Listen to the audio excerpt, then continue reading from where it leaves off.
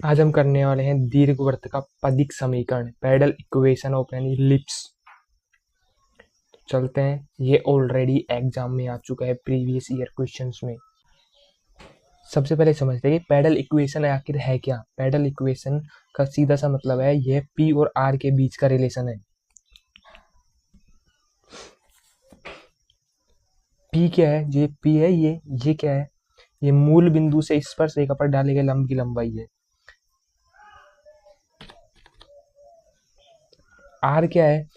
मूल बिंदु से कर्व के उस बिंदु तक की सीधी दूरी है, यानी कि ये लिख सकते हो त्रिज्या दूरी। ये इसकी त्रिज्या है वक्र की, इलिप्स की त्रिज्या है। ये इलिप्स है ना, इस तरह। तो आप इनको देख लेना जो लिखे हुए हैं, ये थोड़ा समझाने के लिए, कोई ज़्यादा इंपॉर्टेंट नहीं है। और देखो 4 स्टेप्स में करेंगे। सबसे पहले डिफरेंशिएट करेंगे, फिर हम ये पी वाला फॉर्मूला लगाएंगे। इसको याद कर लेना, ये काफ़ी जगह काम आएगा ये फॉर्मूला, ये वाला। इसको अच्छे से याद कर लेना। देन ये आइडेंटिटी है, वो तो याद ही होगी आपको इस ट्राइंगल लॉ से, बचपन में पढ़ा था ना, r square x square y square वाला। और लास्ट में एलिमिनेट कर देंगे, वो देख लेंगे हम आगे। तो ये वही चीज़ लिखी हुई है। अब देखो गलती क्या होती है, इनको देख लेना एक बार। सबसे पहले ब्रैकेट में लिखना है, इनसे ये तो करना है। और कॉमन मिस्टेक क्या होती है, ये देखो इनमें। तो ये है क्वेश्चन, दीर्घवृत्त का पदिक समीकरण ये है, इसका पैरेलल इक्वेशन ज्ञात करना है। सबसे पहले इसका डिफरेंशिएट कर देंगे इस इक्वेशन का। तो डिफरेंशिएट करेंगे तो कैसे होगा, ये तो कांस्टेंट है, दोनों तो ये बाहर हो जाएंगे। तो 2x upon a square dot, अब x के साथ लिखते हैं ना D x upon d x, तो इसका एक हो जाएगा, तो यहाँ पर कुछ नहीं आएगा, प्लस का प्लस। अब ये x के सापेक्ष कर रहे हैं, तो d y upon d x लिखेंगे यहाँ पर, और ये बराबर जीरो, एक का हो जाएगा तो जीरो हो जाएगा। और अब इसमें d y by d x की वैल्यू निकाल लेंगे, इनको इधर साइड करके, ये वैल्यू आ गई। अब ये फॉर्मूला, हम सीधा फॉर्मूला लगाएंगे यहाँ पर, मूल बिंदु से स्पर्श रेखा पर लंब की लंबाई वाला फॉर्मूला है, p upon is equal to x d y upon d x minus y upon under root 1 plus d y upon d x का होल स्क्वायर। इनमें मान रख देंगे, d y upon d x का ये रहा, और यहाँ पर d y upon d x का होल स्क्वायर हो जाएगा। और जब इनको हम सोल्व करेंगे, सिंपली सोल्व करेंगे, देखो ए स्क्वायर वाई ए स्क्वायर, इनको जब सिंपली सोल्व करेंगे तो नीचे से नीचे कट जाएंगे ये। तो ये एक बार वापिस चलते हैं, देखो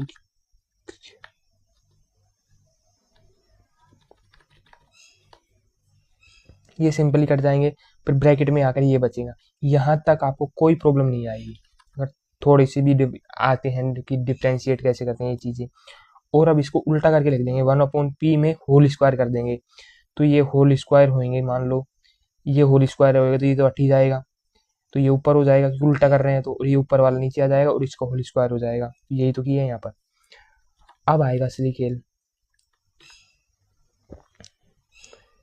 अब समीकरण एक में एलसीएम लेने पर, देखो समीकरण एक का एलसीएम लेंगे, ए स्क्वायर बी स्क्वायर हो जाएगा, ये सीधा यहाँ पर चल जाएगा, और बी यहाँ पर आ जाएगा, ए यहाँ पर आ जाएगा, यानी कि एक्स बी स्क्वायर और ए स्क्वायर वाई स्क्वायर बराबर ये आ गया। तो अब इनकी वैल्यू पुट करेंगे, देखो बी स्क्वायर एक्स स्क्वायर ए स्क्वायर वाई स्क्वायर, इसकी वैल्यू ये आ गई यहाँ पर, देखो ये ए स्क्वायर डॉट बी स्क्वायर आ गई इसकी वैल्यू। तो इसको यहाँ पर पुट कर देंगे, ए स्क्वायर बी स्क्वायर का होल स्क्वायर हो जाएगा। और जब इनको हम अलग अलग करके लिखेंगे, अलग अलग इन द सेंस कि एलसीएम को जब अलग अलग करते हैं तो यहाँ पर प्लस लगा देंगे, और दोनों का जो एलसीएम इसको अलग अलग कर देंगे, ये देखो ये। जब इसको वापस सोल्व करेंगे तो यही आ जाएगा। तो अब इससे ये कट जाएगा, ए से ये कट जाएगा, और यहाँ पर बी4 से बी4 कट जाएगा, अंत में ये आ गया। ठीक है, अब यहाँ से आगे यहाँ तक कोई प्रॉब्लम नहीं आएगी, बहुत सिंपल सिंपल चीज़ है, अगर उनको बस सोल्व करते जाना है। और ये फॉर्मूला जो हम पहले ही बता चुके हैं, याद कर लेना इन दोनों फॉर्मूले को, पी का और इसका आर का। अब देखो आप चाहो तो इस तरीके से कर सकते हो, ये थोड़ा टफ पड़ेगा, लेकिन मैं आपको इसको सिंपल तरीका बताता हूँ। चलते हैं स्क्रीन पर, देखो उसके बाद सिंपली क्या करना है, हमको समीकरण एक को यूज करना है, और x square upon a square का मान निकालना है। X square upon a square is equal to 1 minus y square upon b square. कुछ भी नहीं किया, वो जो फॉर्मूला होता है उसमें इसको इधर विस्थापन कर दिया, बस माइनस करके पक्षांतरण कर दिया सिर्फ। तो अब ए स्क्वायर से दोनों पक्षों में भाग दे देंगे, तो एक्स स्क्वायर अपॉन, तो ए स्क्वायर से भाग देंगे तो ए 4 हो जाएगा, इज इक्वल टू, यहाँ पर भी ए स्क्वायर दोनों में सेपरेट कर देंगे, और जब इसको सोल्व करेंगे तो ये यहाँ पर आ गया। अब इसमें भी सेम करेंगे और यहाँ पर ये आ जाएगा y square upon b four. अब इनका मान उस समीकरण में रखेंगे। देखो 1/p² is equal to x square upon a square का मान ये हो गया, y square upon b four का मान ये हो गया प्लस करके, और जब हम इनको सोल्व करेंगे तो ये आ जाएगा, इनको सोल्व करेंगे तो ये आ जाएगा। अब x square upon y, x square plus y square की वैल्यू क्या है, आर, आर स्क्वायर, ये हम पहले ही पढ़ चुके हैं।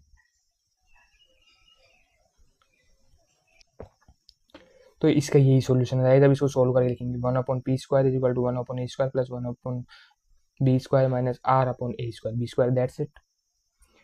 और इसी की तरह एक और सवाल हो जाएगा बहुत सिंपल। देखो ये मान लो आ गए pedal equation for parabola y square is equal to 4ax। तो क्या करेंगे, सबसे पहले डिफरेंशिएट कर देंगे, वाई स्क्वायर का हो जाएगा 2y dy upon d x, क्योंकि यहाँ पर x नहीं है, इज इक्वल टू 4a, ठीक है।